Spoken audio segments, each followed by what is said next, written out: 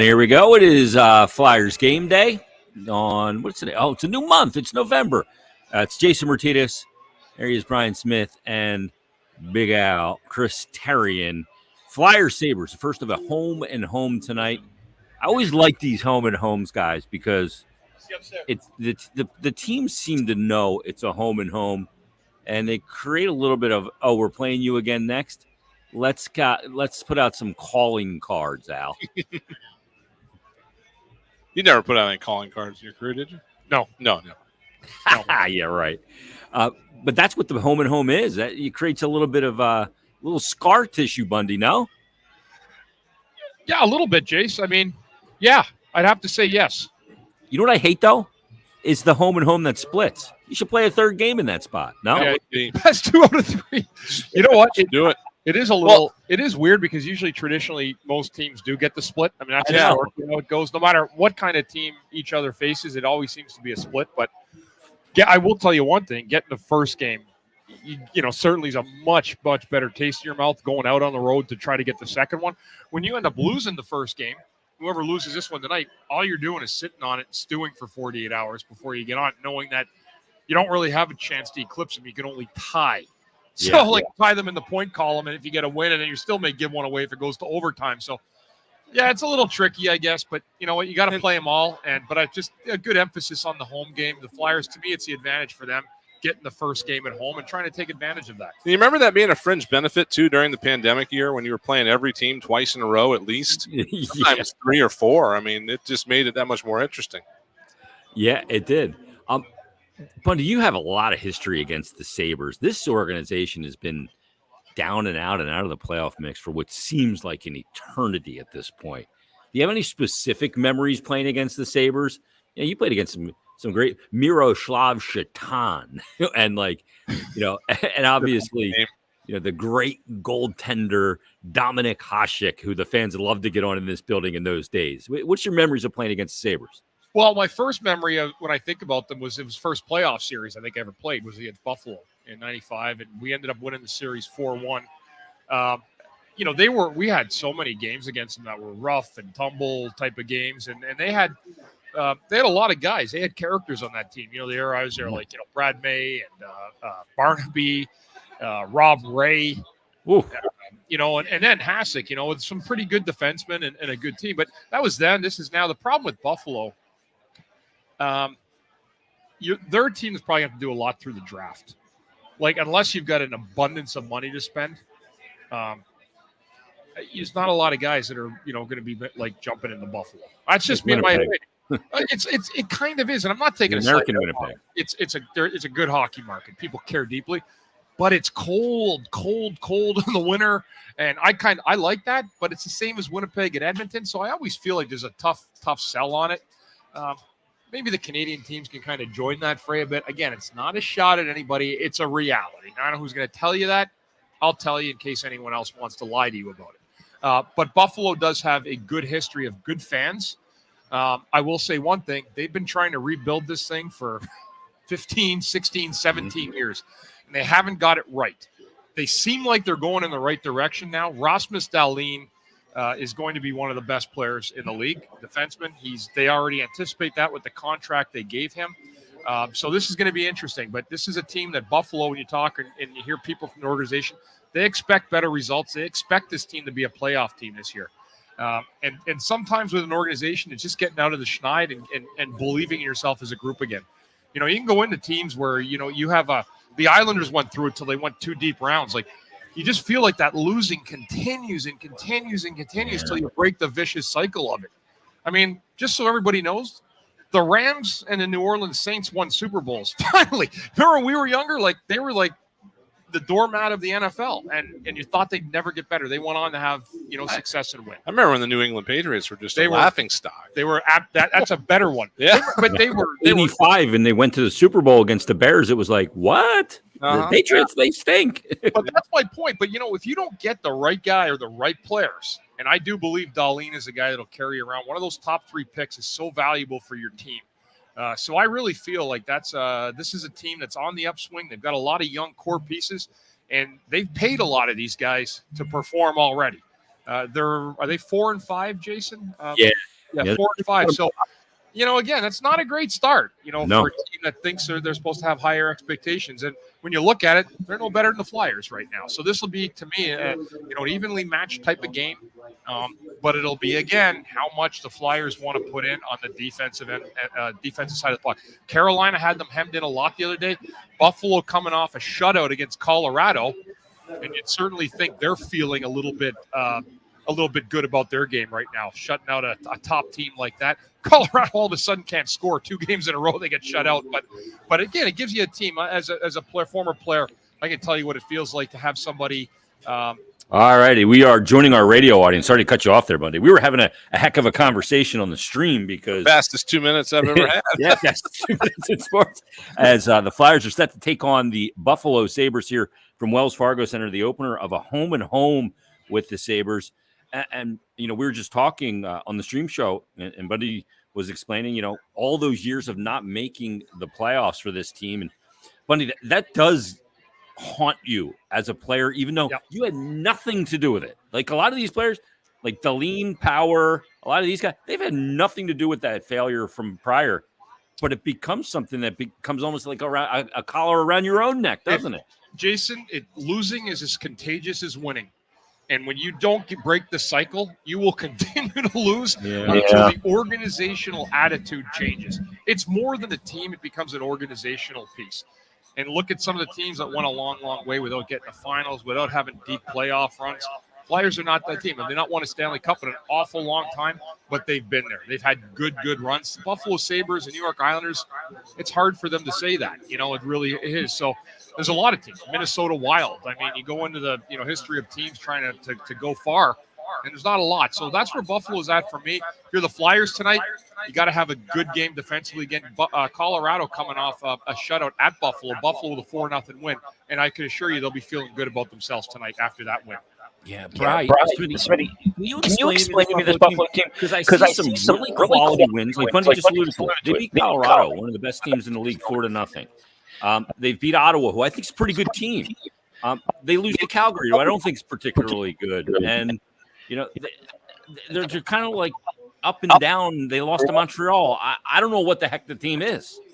Yeah, they're kind of streaky. And again, this is a team that is at the moment, trying to, I guess, live and die by their defense. And we've seen that with the Flyers where, the defense is the hardest position to learn in hockey, in today's NHL especially. And, they could be going through some growing pains with that. It's a lot of teams seem to come into this year just with some hiccups, teams that we weren't expecting to have hiccups, the Edmontons and stuff of the world. So it just seems like for whatever reason, there's several teams that are having a little bit trouble getting their wheels spinning here. So maybe that's the case with Buffalo. I'm not sure. We always said the first 10 games, right, Jason? It's always like a fear. Some teams kind of wade into the season a little bit. Other teams try to get a jump out of it. The Flyers coming off the year they had and the coach they have and a new regime and organization, they weren't going to just float into 10 games, right? Like they had to come out with their hair on fire, let the fans know, hey, we're here for you. We want to work. We want to show that we have pride in our game. And I think they've more than done that. They have absolutely more than done that. Problem for the Flyers is there's nights they're going to get outskilled. And I feel like the Carolina game the other night, they got outskilled. Teravainen late in that game. Carolina, they pushed a lot of the envelope that whole night. They finally got rewarded for it on a terrible defensive breakdown by the Flyers. But those are going to happen. Did it mean the Flyers didn't work in that game? Not at all. They really worked hard. There's just going to be nights it's not going to go their way. And that was a prime example. I thought Carolina was good. I thought they had the Flyers hemmed in at times, but I thought the Flyers also did a pretty good push on Carolina at times in that game too. And that's something we didn't always see last year. Effort will go a long way. It's not going to win you every game, but it's going to put you in a position that you're at least going to have a chance to win it in the third period. And they did have that. Yeah, but this stretch of games is really important because the effort's got to be there. That's non-negotiable. You got to maintain belief. And the fact of the matter is, you played. They walked out of the 4 of the last 5 games, and the other team had more goals than they did. You had the overtime loss against Dallas. Yeah, you can take something from it. That's a good team. And same thing with Vegas, but you lost it in the final 33 seconds or whatever it was in that game. You beat Minnesota when you come home, but you lose to Anaheim and you lose it in a tight game to Carolina. How long does that belief kind of stay, with guys? And here early in the season, you got to get some wins to fuel it in a way, don't you? That's true, but we've been overtreated, I think, a little bit, and I think we have to remember what we have here, right? We have a team Agreed. where nothing has changed, and the general manager said, "This is a rebuild. We're rebuilding. We're trying to find who's worthy to keep."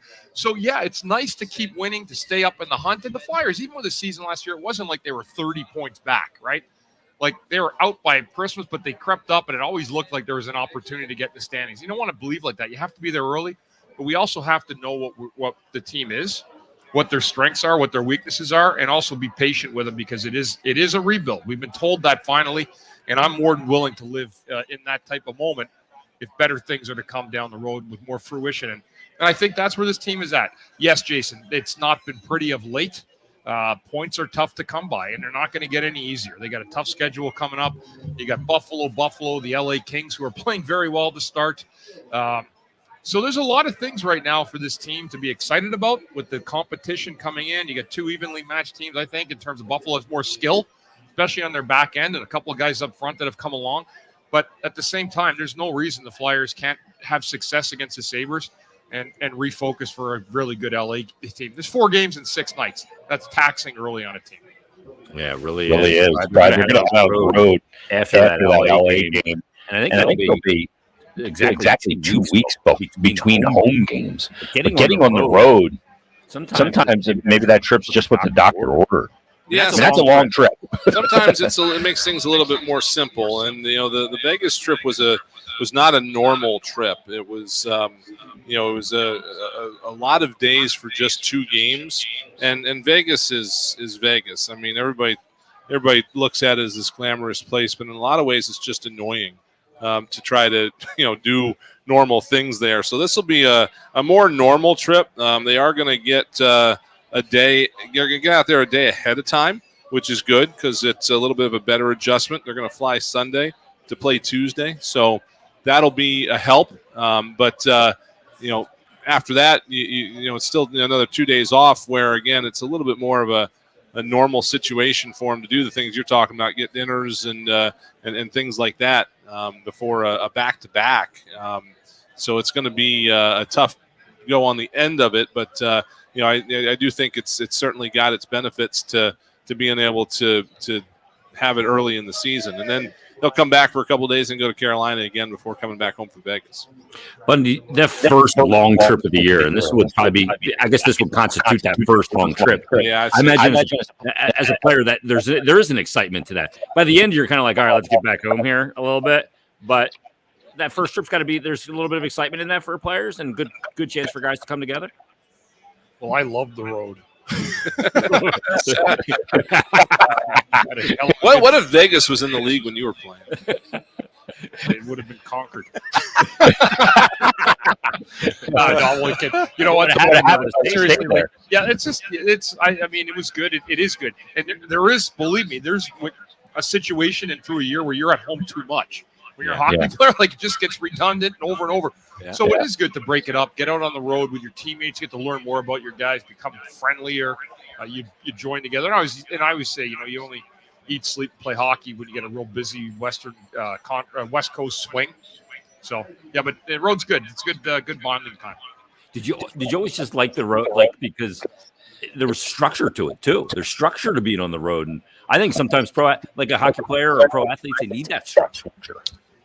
You know what, Jason, and that's still in my life today. Like there's certain things where I don't always feel great in the day because I was so used to having an agenda and a calendar. Yeah, at 10. This is at 11:30. This is at 1 on game day, and then there's that kind of settles your mind in a lot of ways. Where you're like, what you got to do. Yeah, because you don't have decisions to be made. Yeah, and I bet you if you ask a lot of pro athletes, probably the hardest thing to do is when they're done. Getting a rescheduled again, back in assimilating into normal life that they've never known anything about. That's the challenge. We'll get to that on another show. And it's crazy too, like especially when the one good thing about being on the road is you don't necessarily have people bugging you for tickets necessarily, unless you know somebody in the town. You don't have all those people coming out of the woodwork. But I do remember hearing about guys going on long playoff runs, and then that first day after the Cup Finals over or something like that, it's just you kind of like walk off a cliff almost. It's like, what do I do? I don't have. Where do I not have to be now? It's like, my goodness. Yeah. I had to be somewhere at all times. Now I don't have to be anywhere. I mean, that's the extreme of it, though, isn't it? You know, like you go from to free for all. Mm-hmm. I imagine that's hard for a lot of guys to kind of assimilate with. Flyers Sabres tonight. Morgan Frost gets back in. Bundy. He got back in after 6 games off. First of all, what'd you think of his game the other night? I thought he kind of settled in a little bit. What'd you think of his game, and what does he need to kind of take in the next game now that first one back is over with? Yeah, probably from the coaching staff and everybody. He had a little bit of a free pass the other night just to get back in the game. It's hard when the bench, his nerves that come with it. I just think tonight, and he almost scored a goal late to give the Flyers a lead in that game. Just come out and play. Just play. Be the player you're at. Don't try to be somebody you're not. If you try to do that, that's not going to work out. Be Morgan Frost. Be the player that's a good player at the end of last year. He got points on the board. It's not Wayne Gretzky we're dealing with here, but he's a guy that can produce when he's feeling good. And if I'm him, the one thing I've just continued doing a little bit, just be a little bit scrappier in the D zone. Just have a little bit more edge. It's going to go a long way with a coach like this. Yeah, just be a little harder in all situations, maybe. Great advice from Bundy. We hope he's listening, and he heeds it. But stay tuned. We've got Tim Saunders, Todd Fedora. First period action between the Flyers and the Sabres. The first of a home here at Wells Fargo Center, also wrapping up the 4-game homestand. Countdown to face-off and all the first period action coming up right after this. You've been listening to Flyers Game Day. BetRivers.com. Flyers Broadcast Network. You are listening to 97.5